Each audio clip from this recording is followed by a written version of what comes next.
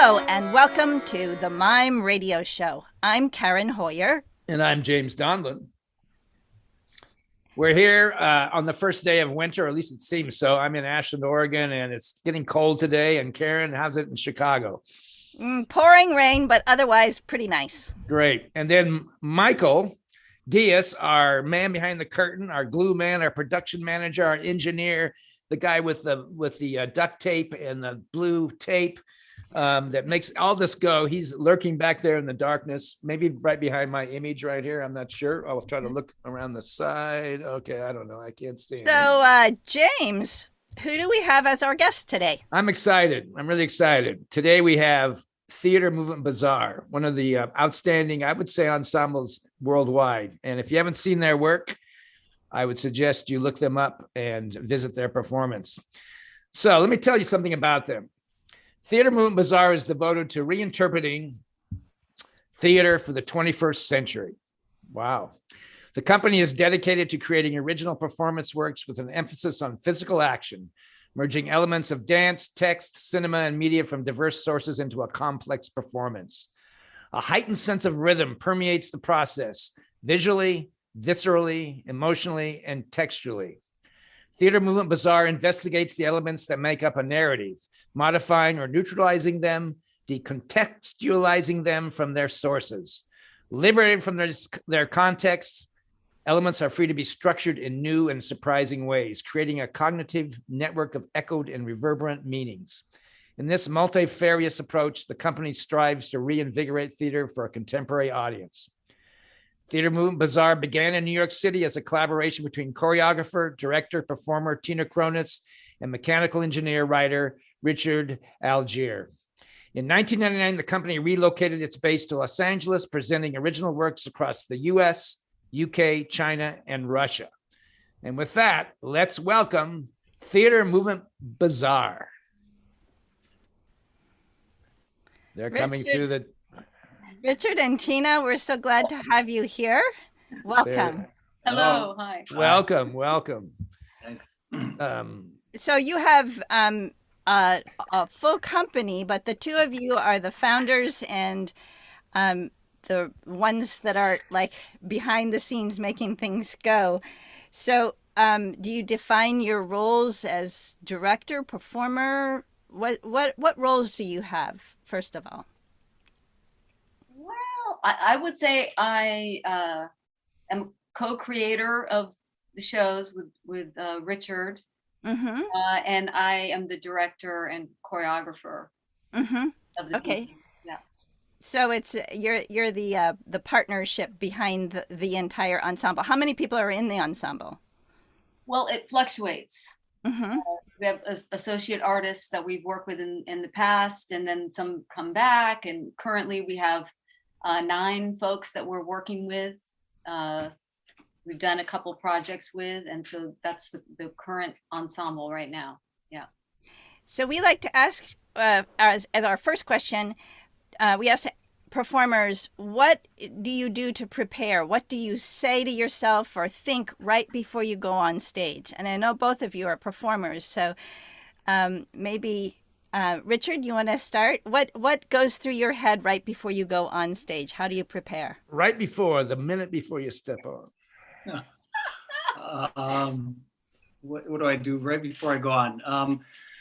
I guess I take a very deep breath, and I hope I remember my first line. But that's when I'm speaking. But Yeah. And Tina, when you perform, how do you prepare to go on? Well, it kind of depends on what the performance is. If it's non-spoken, there's a different preparation, and if it's spoken, I change that. And gosh, it's hard to answer this question because it really depends on the show itself. It almost requires a certain preparation for the particular show, and as you're rehearsing, you get into these sort of rituals you create for the particular piece. And so I I have a number of little rituals that I do. Like For instance, like oh, this is okay. Well, there are certain like physical exercises I like have to do to kind of get all the cricks out and all the pops and you know what I mean? All of that sort of thing.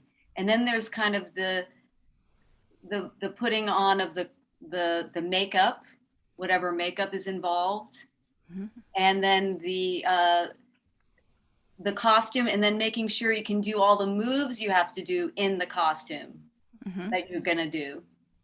And then there's the grounding in the feet that has to happen.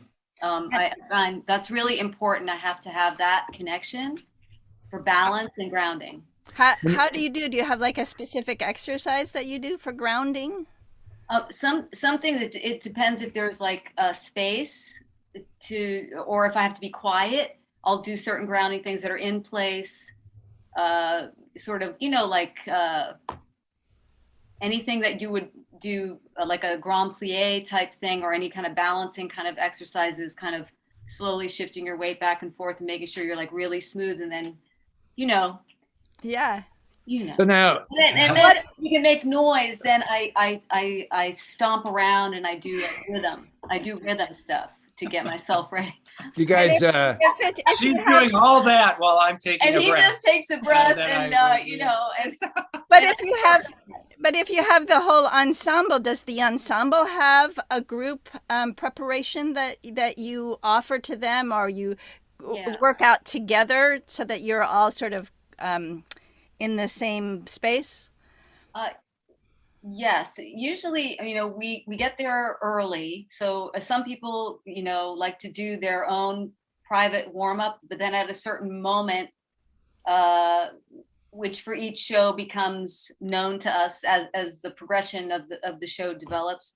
So at a certain point in time, we all come together, we do a little something, and usually it is going through like the dance and movement sequences together, so that we all are kind of in sync and touch base with each other, and we sing as well. And so there's a vocal type work that we'll do, singing to go over things, and then there's a circle where everyone sort of has their private moment together, like and each cast has their own particular thing they say in the circle, and sometimes I'm in it, sometimes I'm not, depending on how nervous I am. so I have a question. So now you guys, I know, are a domestic unit. You're a couple. Now, in this procedure, in this ritual we're talking about now, is there a difference between the two of you? Let's say, I know you've done some shows, just the two of you, but if it's a larger ensemble, how does your energy between the two of you differ from maybe an ensemble member? Like, is that taboo to talk about, or is that could be entertaining for us to hear about? You're nodding your head, Richard. What did you want to say? Do you mean what's different, like when we're together as opposed to when we're behind the scenes? Well, I'm just saying, as a couple, how, like, I know Alina and I perform together, like, and I know what that's like, and I know what's like performing with others. How is there a difference? Without airing too much dirty laundry here. I mean, what?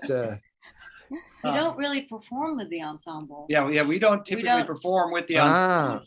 So there's definitely, there's a difference, we have a familiarity that comes from being together all the time and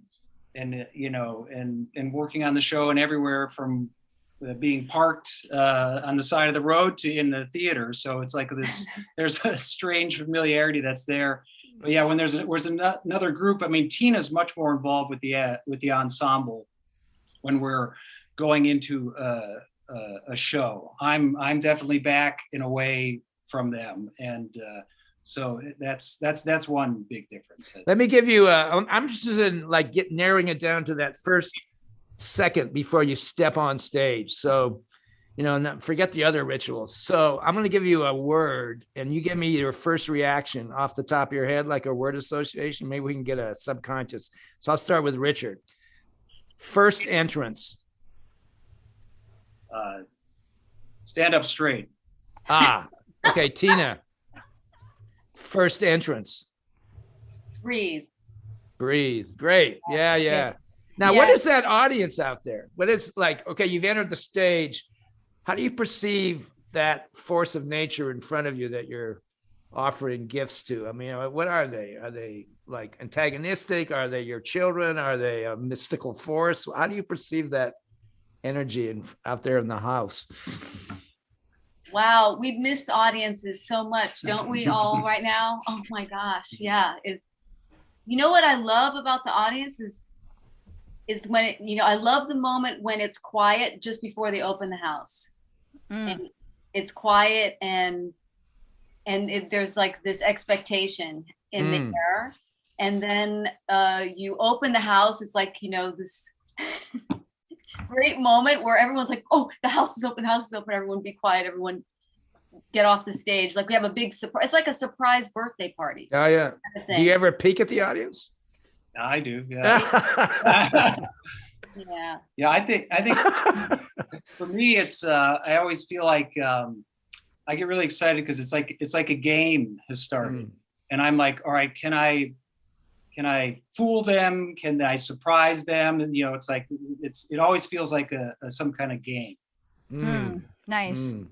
So we were talking a little bit about your partnership, your life partnership, and your creative partnership, and Richard, you were talking a little bit about your role, like that Tina is with the ensemble and you're a little bit back. What actually is your role with the ensemble, with the company? Yes, I'm typically the writer on the projects, and then I'm oftentimes involved technically as well. And so it maybe in the sound design, maybe in the lighting design, maybe in both. Sometimes just as the writer, but it's always in that kind of a capacity. Always as a writer, and always having co-created the show with Tina. We start with an idea from the very beginning and work it all the way through. And so I've been there as she's rehearsing, not all the time, but just kind of, someone as a sounding board as she keeps going. Now, when you're performing yourself, do you find that you have a split personality, that you're listening to the sound or observing the lights with a different eye than the normal performer would be? Is that something that hangs over you when you perform, or can you let that go? No, I can't let it go. But it somehow is all part of it for me. Yeah. And how, as a couple, how do you balance the work and life partnership? Tina, maybe you can tell us a little bit about like how you divide up the creative work, but then also how you spend all day working with each other and then you come home together. What's that like? It's a difficult thing to balance. And, we find ourselves having pop-up meetings like all the time. Like it just happens, and we try to be more structured about it. Like we're going to have a meeting at 2:00. It's like, okay, we're going to have a meeting at 2:00. And then, but then something will come up at breakfast and you got to talk about it. So do you know what I mean? But we do have scheduled meetings, so that, and we try to put a time limit on it, but we don't always do that. Sometimes we'll start a meeting in the afternoon and then it's like 8:00 at night and we're like, okay, we got to stop. Yeah. Do you have any rules or sort of family pacts that you've organized for yourselves to help smooth out the working relationship, or is that not necessary? Well, we had a problem at the beginning. Yeah, early on, we did. Yeah, trying to find the balance. Yeah, but yeah, not really. I mean, it's an interesting question because we've been pretty fortunate in that we have sort of a different skill set, and we have we're just very different in our personalities, but yet we have a real common sense of like what we want and common sense of humor, and that sort of keeps us going through. But we're able to give each other space or leave and go, okay, that's your thing, this is my thing, whatever. And not all the time, but for the most part. So in working with the ensemble, is it a democracy or is it a dictatorship? Is it an ensemble that is contributing to the creativity, or do you as the writer and directors have like a real specific thing and they are the actors?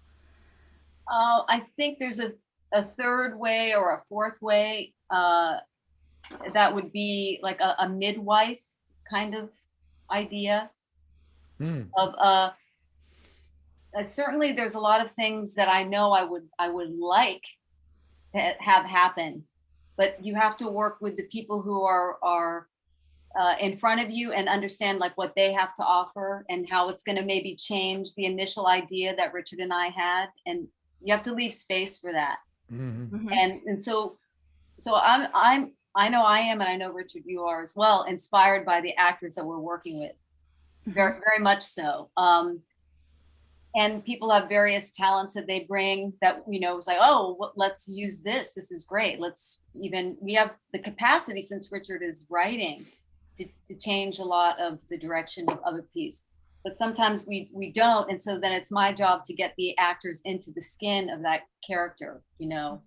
So like the acting role. Yeah. So the selection of company members, apart from the university situation or drama school situation, but selecting the right actors is probably a very important step in terms of, how you go about working with a group of people, right? Yeah, a lot of we haven't had like, we're doing a show, let's have auditions. Well, for it's this because particular we've worked with an Yeah. ensemble that like you were saying earlier, some people come, some people go, but there's sort of a core that we've worked with for a long time, and we maybe build on top of that. But I, I think, when we are looking for people, we're looking for, usually people who have multiple kind of skills. Like we like people who can sing and who can move well and are good actors, so that in your auditions, you ask them to play instruments, like, so we can find out if there's other things that can be incorporated into the show, and all that kind of information feeds into, all right, this is the group of people we're working with now. Now we can use them. But it's not like regular casting where we're casting for a particular role, because we don't know what that role looks like yet. So is there a pretty long a process or rehearsal period where you are actually creating with developing the idea? Richard and I worked together for a long time in the front end before any actors are involved at all, and this has probably come about because of back before the pandemic, when everybody was busy, lots of traffic, it's hard to get people together and have like a lot of rehearsal time. So rehearsal time is precious, and so a lot of it was spent in training everybody and getting the show up. We didn't have a lot of time to develop the piece with the actors involved. Yeah. Certain things definitely are in with the actors and on the actors and from the actors, but a lot of the work has to get done prior, so that we use every second of the rehearsal process. Yeah, I was gonna say, like watching your pieces, I see that there's probably a very clean, well prepared approach. We're trying to get rid of the extra things that aren't necessary. So, but also keeping that sense of the pieces of, excuse me, as a piece of clay, because it seems like what you said just now, that you can mold that and the unexpected, additive might come in there. But your work overall, to me, is very clean and very precise in a very liberated way. I think maybe that's the goal of most artists. How can you be liberated and responsive to the environment, but still be essential in your work is really essential, which I really love about it. Yeah, you mentioned training. Do the actors that you work with have a similar background, or do you provide some sort of training to the ensemble so that they have a common vocabulary? Yes, we definitely train together. Some of the actors that we're currently working with have gone to either Cal Arts or Los Angeles City College. And I was teaching at both of those places, and that's where we met. So they have similar training from those schools, but then also from taking classes with me. Yeah. And then we have other people who didn't go to either of those schools, and they have their particular training that they bring. So we have to find a common ground, like you're saying, in the training together. And that's what I try to provide, depending on what the performance is, sort of create a training that will serve the piece. Yeah, it seems like, because you're in LA, before that you were in New York, two very diverse places. So you have the potential to have these very interesting actors participate with you from all different cultural backgrounds. But I think I have a hunch there's something in your training that is triggered in across the cultural landscape. Because most of your actors are very accomplished, if not all. And I shouldn't say most, they all seem so, but it seems that from such a diverse group that you've really, in your training, you've really been able to capture and push the right buttons within their own backgrounds, so. Oh, that's great. That's great. Yeah. Well, I think the most important thing to me is to form the sense of ensemble. That's the most important thing. And that's our common ground. That's the common culture or community that we create for any show that we're doing, because that's the foundation. Everything is influenced by something else or informed, but is there anything you can speak, like in my work, I have this series of exercises for ensemble building called the migration exercises, right?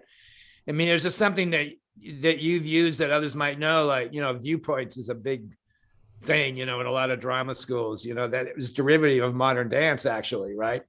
But is there a form that you have your own vocabulary for that borrows from other disciplines, or are you off on another planet already? Yeah. Are there any particular influences that you are tapping into?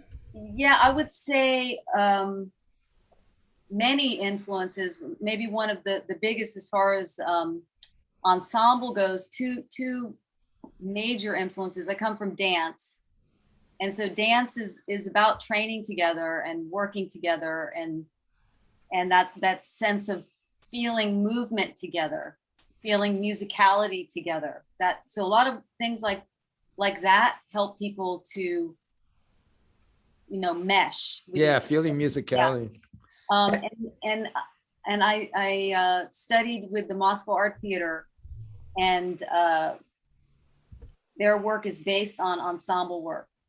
And there isn't any one exercise to do. It's more of a mindset. And so that any exercise you are doing, you're working towards everybody moving forward together somehow. And that can take a lot of patience, but that's really good for us to develop patience with ourselves and each other, because then we can fail, we can explore, we can do a lot of things if we trust that we all have each other's backs.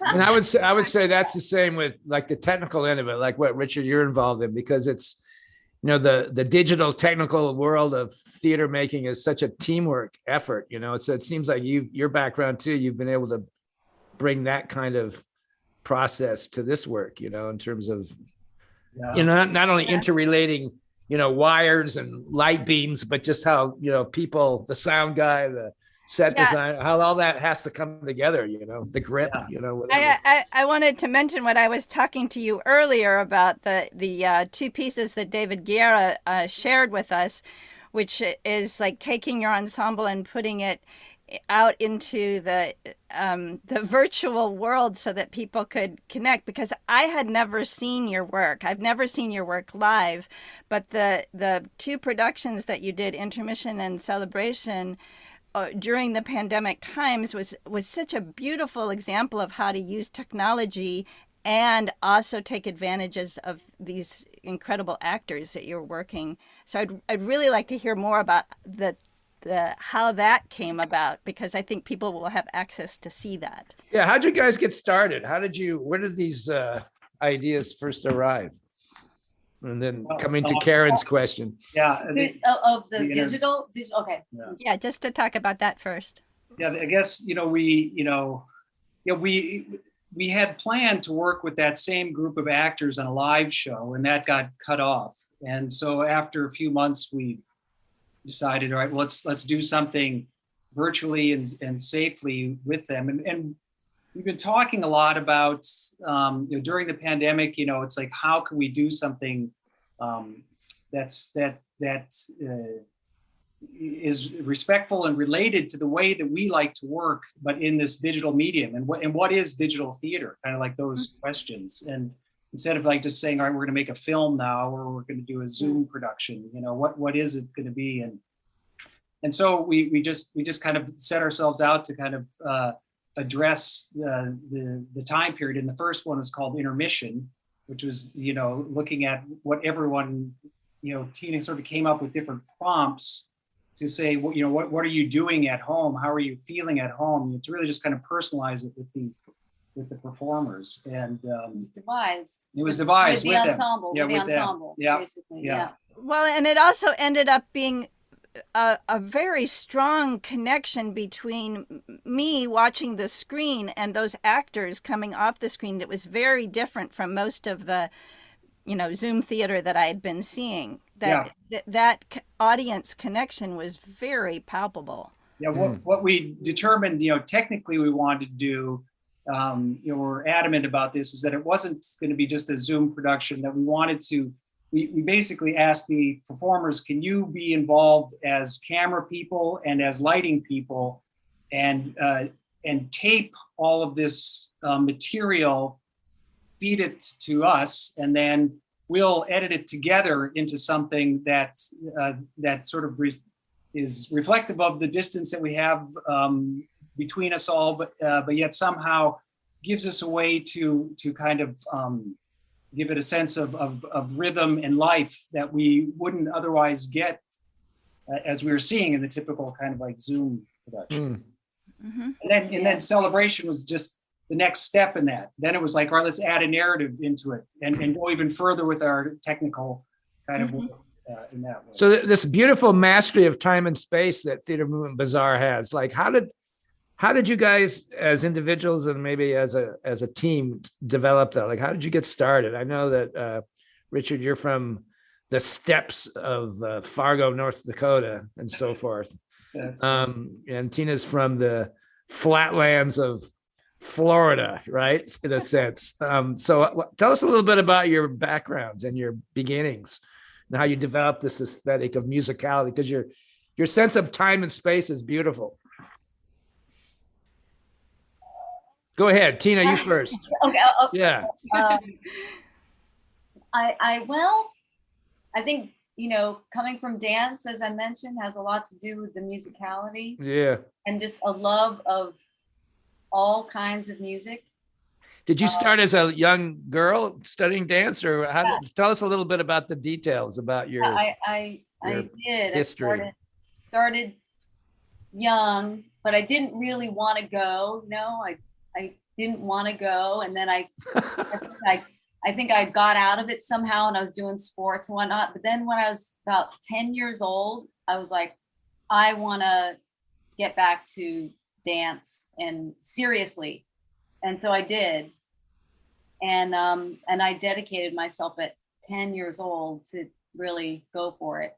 And so so that's what I was. And that was ballet mostly, or was it modern also? Ballet. And then I snuck over to the modern dance world. I wasn't supposed to, because you have a really strict ballet teacher that says only this. Yeah, you could start to move around. Right, and so I snuck over and got into a modern dance company, and my ballet teacher found out about it. I got in trouble. Anyway, I got in ballet trouble, and so but this was. I don't know if you're familiar with Ted Shawn and yeah, sure, Dennis. Well, one of Ted Shawn's main dancers, Barton Mumau, was the co-artistic director of this modern dance company. So, I mean, I was really fortunate that was the modern dance company I got into. Yeah, you were introduced to the pioneers, to the Yeah. essence of that. Yeah, Yeah. he was just amazing. Hmm. And so, and then from there, I just sort of branched out, and that's actually how I got to Mime, because at that studio in St. Petersburg, if you were in the company, you could take other classes at the school, and one of them was Mime, and so I wandered into the Mime class, and I never left. It was incredible. And I know you performed with Moominchan's company for quite a while. Is that true? You know, taking that mime beginnings into a professional place. Yeah. So I mean the group there, and it was what was great about this mime troupe. It's called Mimus. That it was a group of mimes. It wasn't, people did solos and whatnot, but it was like an ensemble of mimes, and I love that, and I think that's maybe why I like working in ensembles, because that's sort of how I'm introduced to everything, and it's just so much more fun. Yeah, I've done solos and stuff, but I love working with other people, and so that's how I got into the mime world. Did you stay in Florida for a while, or did you move north pretty early? I left the day after I graduated high school, and I moved to New York City, and that's I was doing mime in Florida, and a New York director was down vacationing and saw me and asked if I would come up and be in a production, and so I got on the plane and I got there. Wow. And so I went up and started working up there, and then but then I stayed in New York, and I ended up going to college, and then I studied mime when I was in New York as well. Who did you study with in mime in New York? Moni Yakin. Yeah, Moni. And that's somebody we need to interview, actually. He's incredible. Yeah. And also there were other people. There was a protege of Stefan Mudlowski. Yeah, the Polish. Yeah, and there were, and I did street mime. I just really on the street, and I was doing mime. That was kind of my extracurricular training while I was in college. That's what years would those have been, like that period of time? In 1981, 82. Yeah, that's sort of that late 70s, early 80s is the golden age of mime busking and that sort of thing. Yeah. So Richard, tell us a little bit about where you came from, and then like how the two of you came together. I performed when I was younger. My parents are huge theater people. They love theater. They've been doing it their whole lives. So I grew up around it all the time, but I didn't really necessarily want to do it. I was more interested in film, I guess, and I followed that pursuit kind of technically and writing wise, trying to do that. And then when I moved to New York, I met Tina, and I was then studying acting because I wanted to know more about it. And that's when we started working together right away. Upon getting into New York, we started doing shows together. I asked her if she would be in a play that I'd written and was directing, and she asked if I would be in a non-spoken piece that she was doing. And were you guys in a studio together, like in an acting class? How did you meet each other? It was at an audition we met, and so it was like during an improv for the audition. And I think I had to be an engineer, and you had to be my boss. I think that was what it was. And I've been to school as an engineer, and so Tina had to pretend like she was the even higher up engineer. And he had to tell me what engineers were supposed to act like. I had no idea. So and neither did I, because I never became an engineer. But anyway, so we met there, and then very shortly after that started working together. Wow.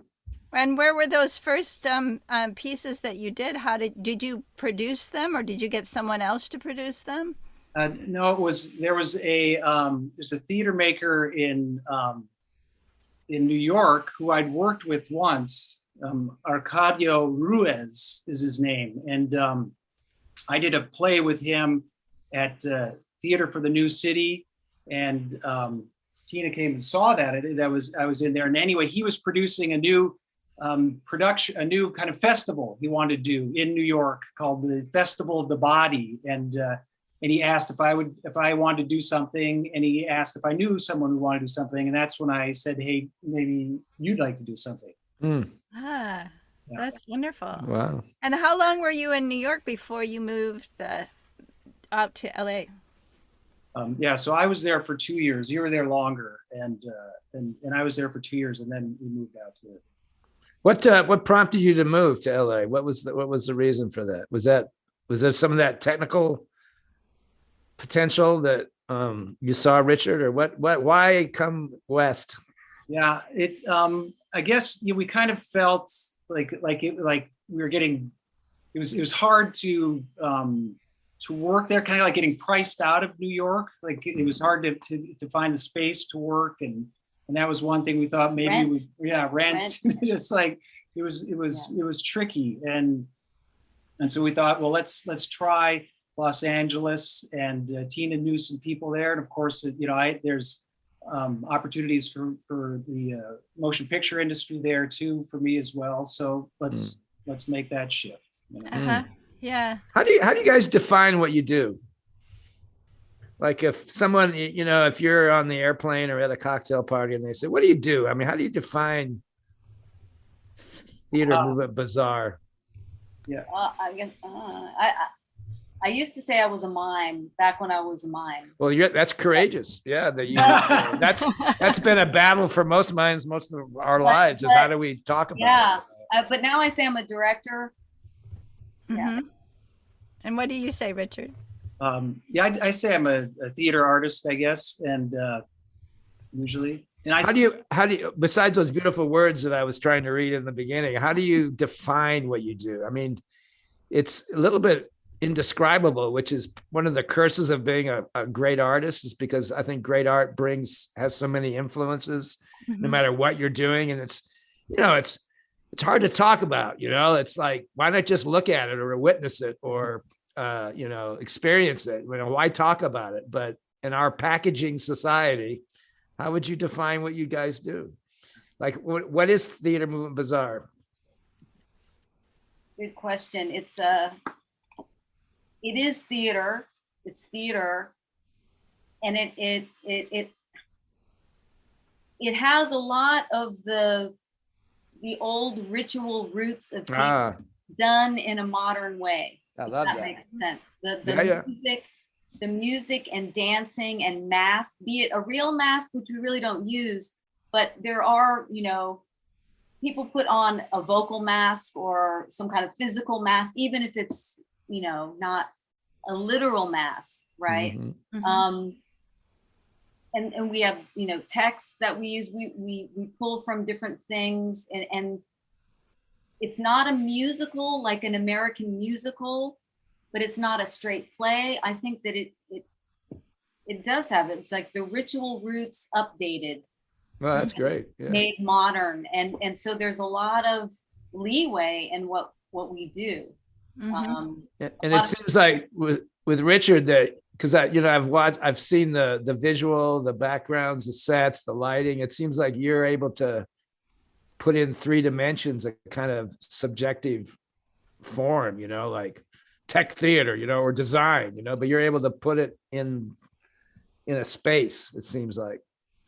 Yeah, some of our most interesting sets have been outside people that we've had. I mean, it's like we're but you know how to pick them, so that's something, Yeah, and the great thing about the people that we have worked with, the collaborating artists, is, I mean, they have to get on board very early with, particularly with Tina saying, all right, this is the kind of space I'm going to need for this show, and the places to go. These are the kind of things that I'll need, and they just like anyone in one of our shows, it's like there are constraints that they have to deal with, and that's it's part of what's so great is to figure out how do you bring yourself through in those constraints. I mean, that's true even like with the writing. There are like constraints in the writing that happen because of our kind of productions, and I have to find a way for the voice to come out or within those constraints, and that's part of.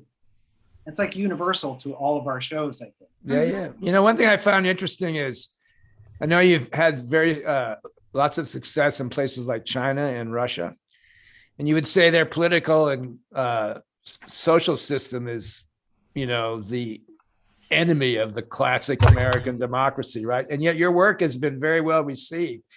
And I know your work is very liberating. It's about freedom. Like the Blue Poker. What's the show called? Blue Poker.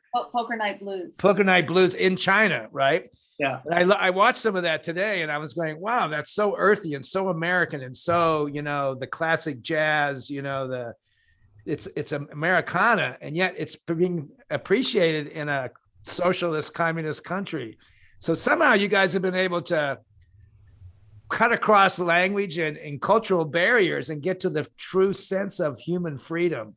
I found that fascinating. Do you have any thoughts on that? Have you ever wondered why the work is so well received in Russia or China, which has a totally different political system and different culture than we do?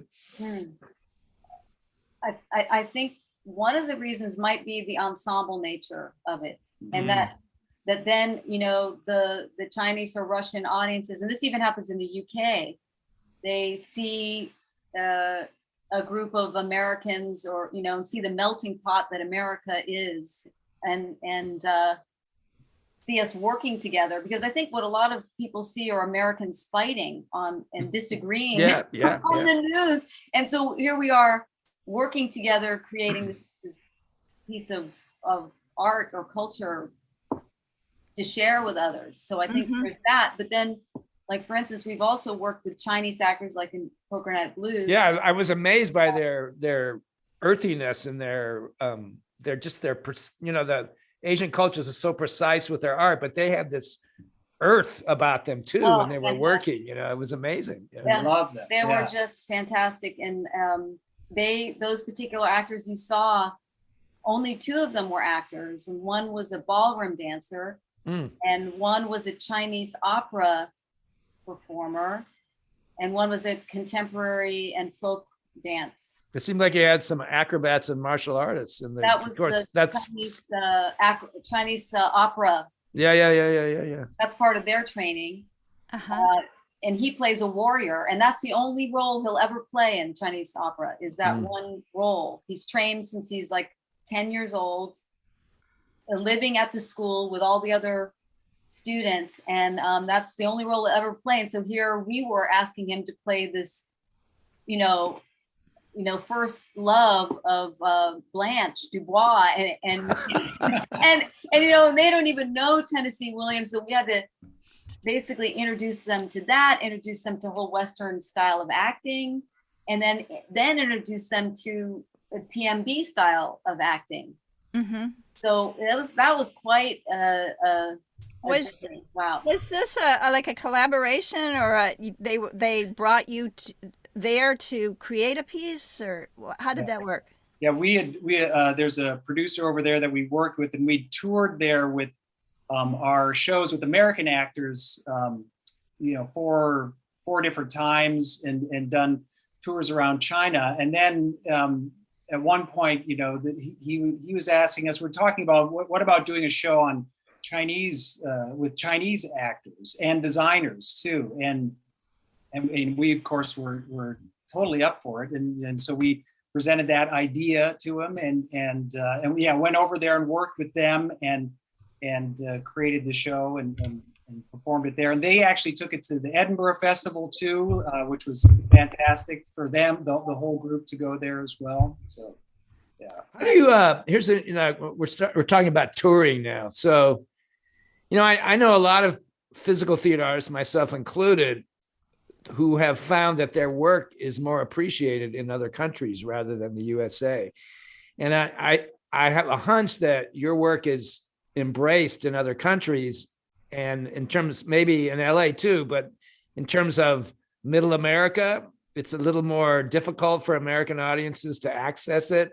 I'm just wondering if you have any thoughts about that, of how this beautiful art form of physical theater, movement theater, bazaar, theater movement bazaar, how what's going on there, like in terms of world appreciation versus our own stateside kind of, indifference sometimes.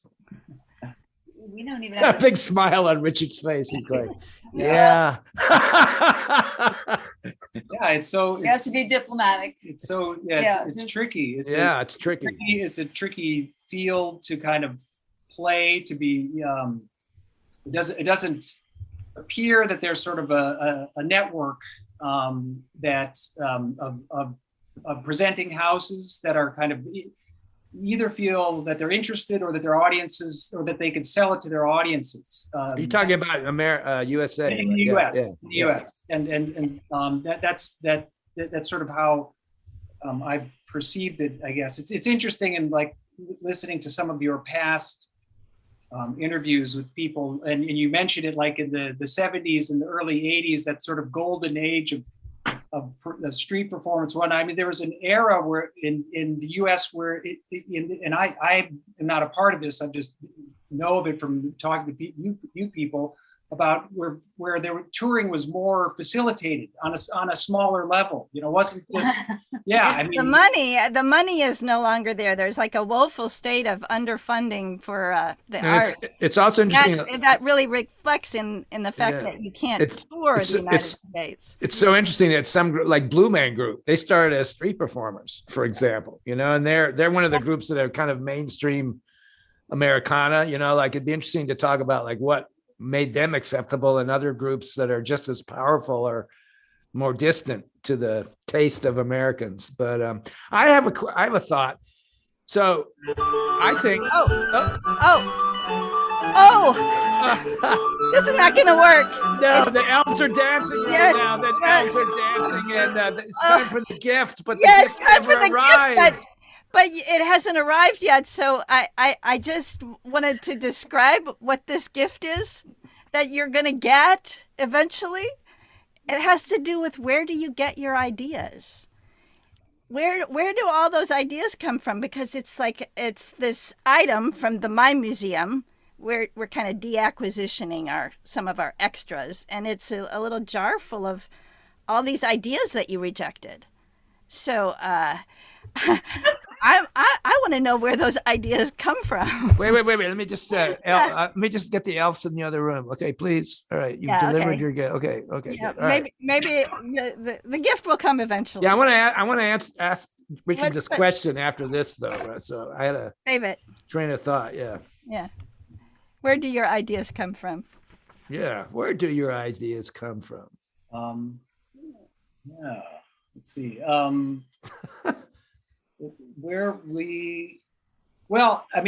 We do a lot of adaptations. That's a big part of the work that we do, and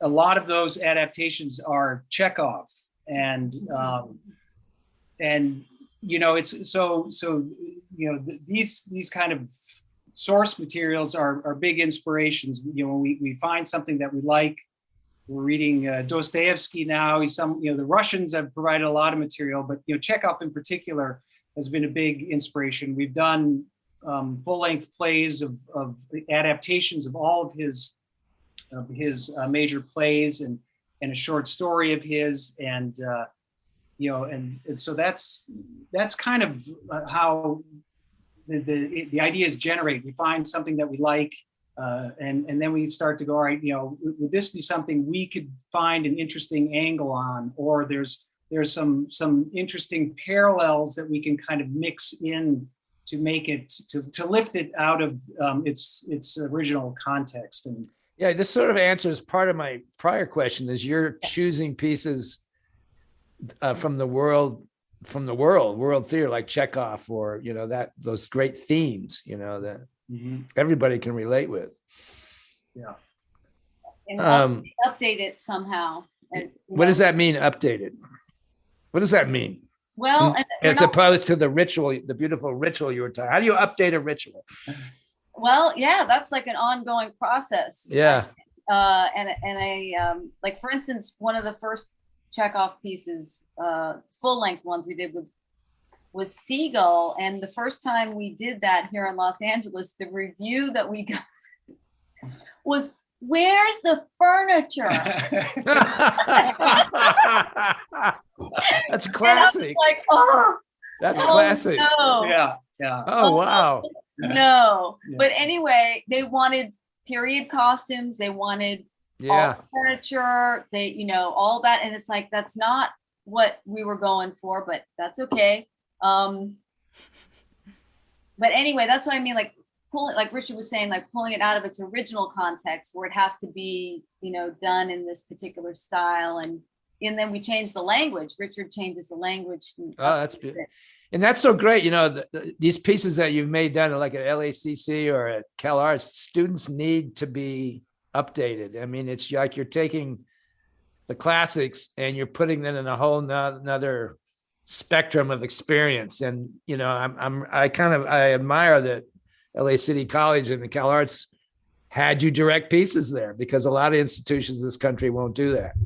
It's still that traditional. Let me ask, here's where you can fit this in. So I was thinking the USA has amazing technical capacities, in the arts, and furthermore, and Richard, you've been involved in some of those. My feeling is that that has somehow defeated the purpose of some of the arts, where other countries that are less technical and more into the style of the cafe and the communication on the sidewalk and the food and, that these, you've all traveled quite a bit, so you know what I'm talking about. But somehow this lack of technology in other places in the world have actually contributed to a richer understanding of art. I don't know how you feel about that. How do you feel about that? I the life on the street, the exchange, the everyday exchanges of people on, I lived in Italy for a while, and this was all before cell phones too. Yeah. Now they have cell phones in Italy, and I'm sure things are different there now, but still retain the life on the street, because you have to get out of a car. You can't be in a car. You got to be on your legs, walking around, or out exchanging with people. Yeah. So I do think it's important, and I think we miss that a little bit here in Los Angeles with the car culture. Yeah, things are almost too easy here in a sense, and you miss that. You're rubbing the elbows. Do you guys have any disaster stories from your touring? Any fun? Yeah. Events Anytime something went really wrong. Let's see. Oh God, movement chants. I have lots of. Tell us one. Yeah. Oh God.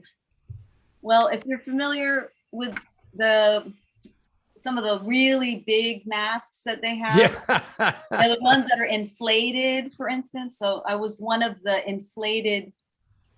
They call them the silver bags, and these two silver bags, they come on. They're huge, like 2 stories high, full of, air, and you're inside. They're manipulating this thing, and it's supposed to be kind of like a love story between these two silver bags. Silver bags, 2 shapes. It has this beautiful poetic story to it, and you're in there like sweating your butt off, doing all this stuff. And anyway, my silver bag, we were in Hong Kong. No, we were in Buenos Aires, and got a hole in it.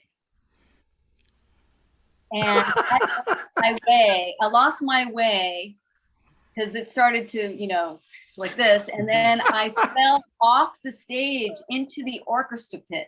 Wow. Oh my. And there was in the silver bag. It's like the whole silver bag and me just went clunk.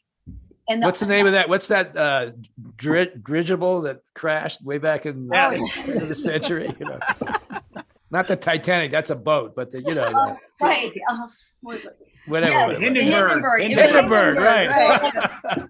So I went over, and then some gentlemen out of the audience. So the audience was like quiet. They didn't know like what to do. The show stopped basically. And so these two men came and got me, and they're speaking in, Spanish, Castellano, whatever. It's, and they picked me up and they put me on the edge of the stage, and they like went,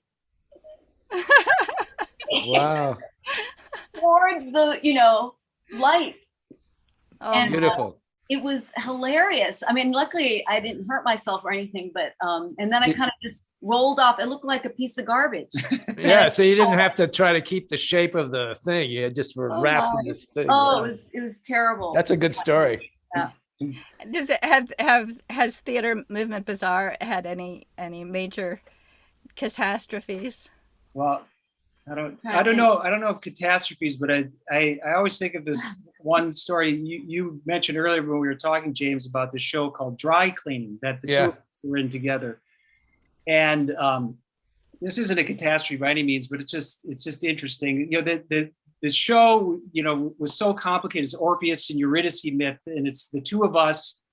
Done as this 1960s spy movie. That's sort of the conceit. And it's just the two of us, and we're playing many characters. Well, actually, I'm only playing one character, and Tina's playing many characters. And I remember when the show first started, I would go off stage, and we'd have some video element playing. I get off stage, and I would be wondering in my mind, what's the next scene that's coming? And I would look across the stage over at Tina, and I would see her like putting on a wig for like the Money Penny character from the James Bond riff, and I'm like, oh yeah, that's a scene, good, okay. And I'd adjust my hat and go on the same as I left, but it was always like she was my reference. Like, oh, what's the scene? Okay, I can see her putting on the right wig now. There's a piece you guys do. It's called Subliminal, I think it is, about the three guys in the submarine waiting to like do something heroic to save the world, and they're waiting for orders. Yes. And then this woman drifts through, and that piece seems a little different than some of the themes of your recent work. It's not based on a classic, I don't think, and maybe it is. I don't know. Maybe it's 20,000 Leagues Under the Sea. I don't know, but. How did that piece come about? That's a very interesting idea, especially since I'm a Pacific person who grew up around the ocean and on the sea. So that was developed with Jeff. Yeah, that was an adaptation of a Greek myth. So we took the Cassandra myth, and particularly her interaction with the Trojans and the Trojan horse kind of incident, and then translated it into a submarine. And that was with Jeff Webster. The two of us collaborated with him to make that show. And the idea of putting something in a submarine just really was an interesting kind of like tight. It seems like whenever we do a show together, we end up being in like some confined space that it's hard to get into and out of. Yeah, well, that's life. But this is another example, I guess, of updating the ritual. This has some classic, sources, but yet you're, playing with it and bringing it into the modern age. That's cool. The one that I was watching was I think was based on The Godfather, books and movies. Yeah. What's it called? It's called Big Shot. Yeah, with all those oranges. The thing that I particularly really loved is that there's parts of it that look like it's going to be dance, but it's clearly mime, because it's got this aspect of not the flow of dance, but this very crisp and clean movement that was just beautiful to watch, and also like the repetition of a movement that each time is slightly different, and it gets the audience to think like, what is going on with this relationship? I can't wait till I get to see you guys live, because just seeing these little clips is like, it's like an appetizer, and I'm not exactly sure. But what? It's getting hot in here. Oh my gosh. Put it out. Put it out. The elves are back. Put it out. Bring the water. Oh my goodness. Oh. It's rapid fire time. Ah, that's what it time. is. Aha, So, you guys ready for rapid fire? Yeah. So I guess, yeah. this is how this works. So there's two of you, which makes this easier. All right. Good. So this is a word association game. I have a list of things here, which I'm going to say, and you guys are going to respond if you want. Otherwise, we can talk about teaching or something like that, which we will eventually. But I'm going to say a word, and you guys, one of you can choose to do a verbal reaction off the top of your head, and one of you can do a physical reaction off the top of your head. That way, when we have our audio program and our visual program, people will still get the effect. All right. Is this clear so far? So this is like basically a word association game. Okay. All right. Are you game? Are you game to do this? Okay. Okay. One of you want to be the physical response and one be the verbal at the same time. It doesn't have to coordinate. If it's more interesting if it's, individual. Would you like to? Did you just point at me? You be the, all right. Yeah. Who's the verbal? I'll be the verbal. Okay. Okay. That makes sense. All right. Okay. Are you ready? So here we go. Okay. As quickly as you can. Spotlight. Panic. Hands. All over me. Beautiful. Eyes. Are for looking. Fourth wall. Fourth wall. Break it down. Beautiful. Sweat. Gets in my eyeballs. Child. Not in this house. Hey. She was pointing at you, Richard. Yeah, I get that now. That's Elder. they exist. Props. We got a lot of them in our garage. Good. There we go. Mask. I'm wearing one. So am I. Age. Age, 57. Neon box. What? Neon box. I'd like that. Neon box. Come on.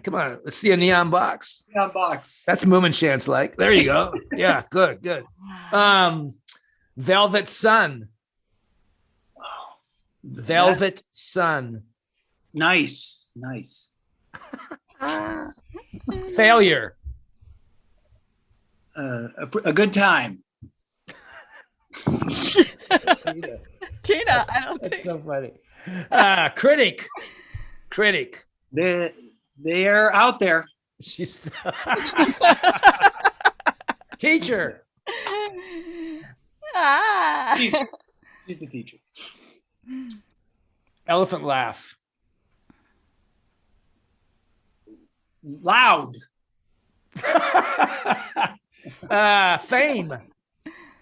Fame. Distant. Good. Language. Come back, Tina. Come back. Language. Humor. Only a few more. Mime. Is money. Whoa. I'm gonna read. That's a new one. Okay. Future. It's here. Thank you very much, ladies and gentlemen. Awesome. That was rapid fire. That was very enjoyable. That's gonna play well. Yeah. Hey, let's talk about teaching for a minute. Because Yeah, I know Tina teaches a lot. My feeling is that someone in physical theater, their responsibility and part of their mission is to be a teacher, because I feel that we all learned from our mentors. We all were influenced by those that came before us. So I feel that, you can't just be a performer. And plus there's a desire and a need to communicate and to pass down the art that you, and then others take it for their own and so forth. So how do you guys feel about that? Gina, let's talk with you first, because I know you've taught a really high level drama conservatories. What's your approach to teaching, and how does it fit in your life as an artist? Yeah, I learn a lot teaching. Yeah. It really it puts you like right in the middle of the creative process, you know, and getting to work with all kinds of different people at different levels and stages of their learning process is wonderful. I started when I was very young teaching. Yeah.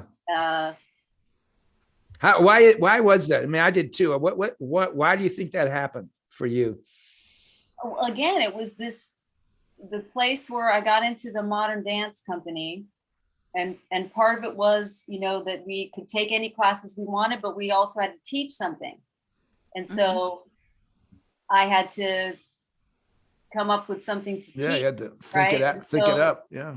So it was great. It's a great group of people, a bunch of hippies that I was working with. They were just awesome,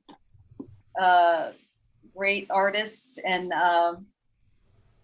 so it challenged you. And then I kept going. I think because I've always learned, like in the apprentice fashion, you know what I mean? You apprentice with somebody, you work with them for a long time, and it's a body knowledge kind of thing. It's like you have to embody the knowledge. So it takes time. Yeah, there's a great quote by Marcel Marceau. He says that he's supposed to have said in 1960 that an art dies for lack of creators and schools or teachers, you know, that an art will die. So how has your teaching changed over the years? I know mine's changed quite a bit. Yeah. Yeah, it does keep changing. Are you more essential? Are you more philosophical? Are you more hot-aired? You talk more than you used to, or less? Like what's going on there? You know, it depends. It depends. Some people need you to talk and language things. I think I taught 3 semesters of the pandemic online. And so I had to language everything, not only spoken, but also written, because we had like a platform with everything written down and stuff. So even if you made an assignment or an exercise, you had to write it out. So everything was language, which was totally foreign for me, but a good challenge that I had to. Yeah. Do. Richard, do you teach? No, I don't. Why not? What's your feeling? Why do you go a different direction? Yeah, I guess I'm maybe I'm kind of a jack of all trades or kind of guy, maybe, you know. So I've never felt like I was the experienced enough to say, all right, now I can teach this. And I didn't get a lot of formal training in theater, and that's where I've ended up. So I also kind of feel like, well, I don't have I kind of don't have that practice. Yeah, it's interesting. You know, like I was asked to write a book when I was 27, and I remember saying, I can't write a book. I don't know anything yet. And it's true. I didn't know anything back then compared to now, so to speak.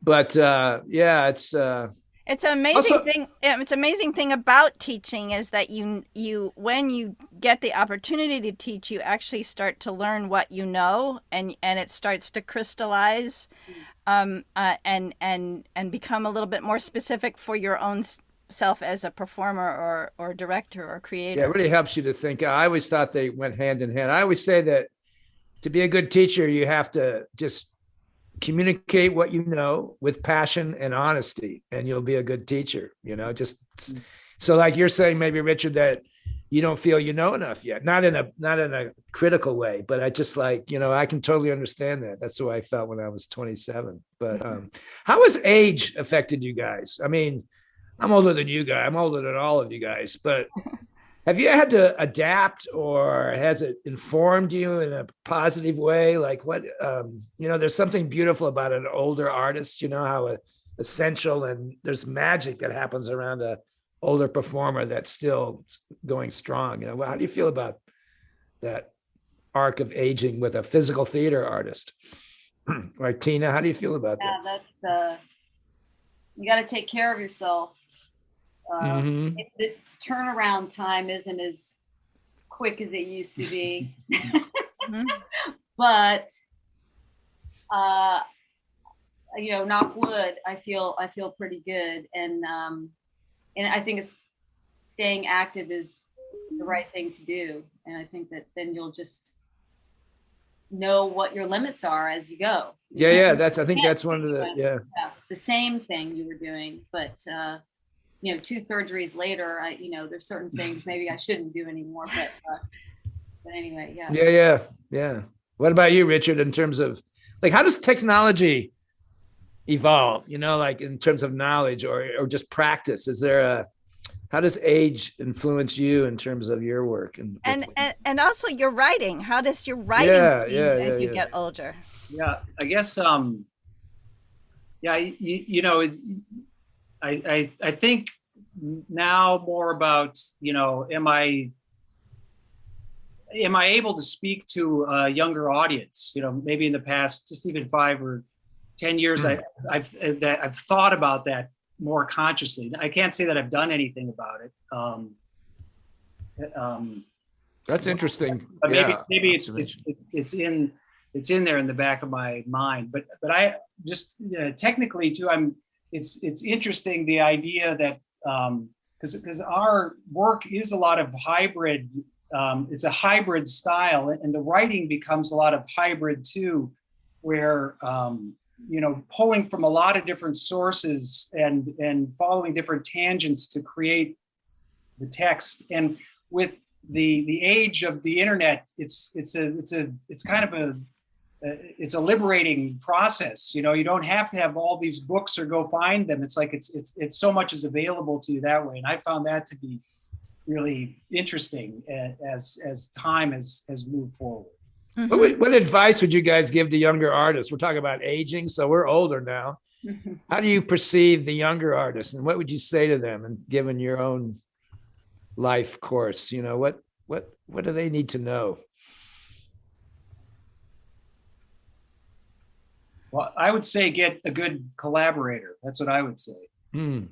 Do you feel fortunate in your collaboration? Yeah, absolutely. Yeah. It's You're the two of you are so prolific, and you've done so many different things that that's a fabulous place to be. Yeah. What about you, Tina? You're thinking very deeply there. Well, gosh, people want such different things than when I was younger. Huh. I think people want different things. There's a lot more available to them, Mm. you know you can be an actor activist. You can be, you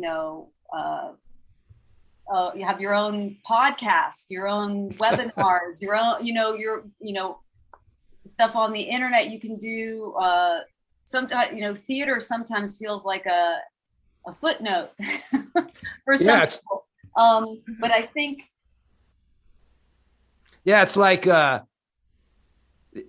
it's a wide open world now. It's like the things were, when we were younger, there was a little more rigid, perhaps, in your avenue. There were maybe more touring opportunities and things like that. But now, because of media, right, and just the maybe frustration of being put in a box, there's so many opportunities to go in so many different directions if you put the energy and resource into it.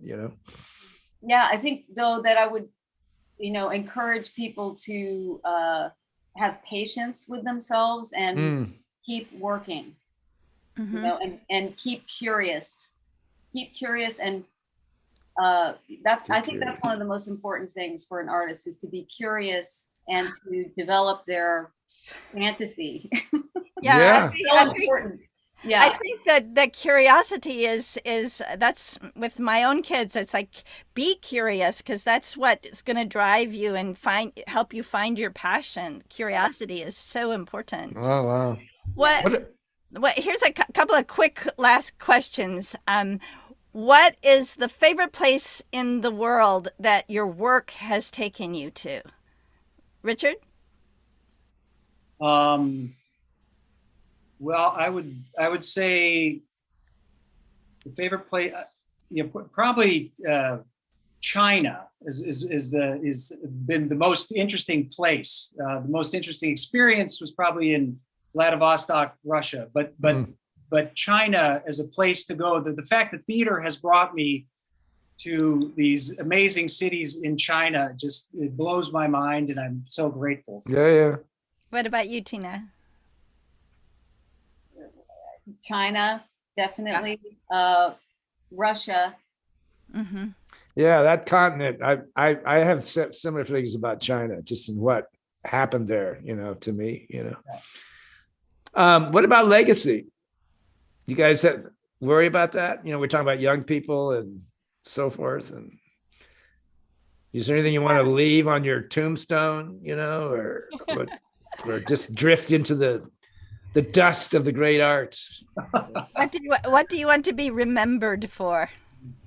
If at all. Yeah, right. Well, yeah, I mean, I hope that, some of the experiences that we've had in the rehearsal room resonate with people, and they take it into other rehearsals. Ah, that's beautiful.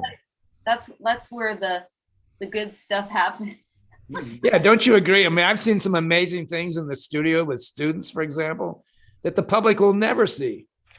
Yeah. And it's just so rich, to have that in you, to experience that. Yeah. And for the students themselves, or the ensemble members, their own personal experience of discovery in those moments that they can treasure. That's another amazing thing. One last question for you.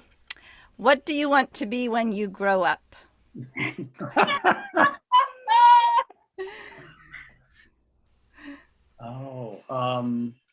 Richard? I want to be a singer. Wow. Tina. I'd like to be a really good cook. Beautiful. Thank you so much. This has been such a delightful conversation. Yeah, thanks, guys. It's been great. It's been a lot of fun. Yeah. You guys set a nice stage for this. Thanks. Yeah. Well, okay, guys. It's my hope that I get to see you guys in your ensemble perform. So come tour to Chicago. Yeah. And we can see your work too. Yeah. That would be awesome. We'll make an event happen. I got some ideas. Okay. So everybody out there, that was Mime Radio Show today with Theater Movement Bazaar, Tina Cronis, and Richard Alger. Okay.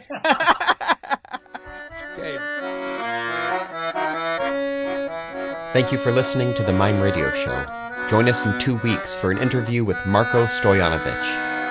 Please like and subscribe, and check out our website, mimeradioshow.com.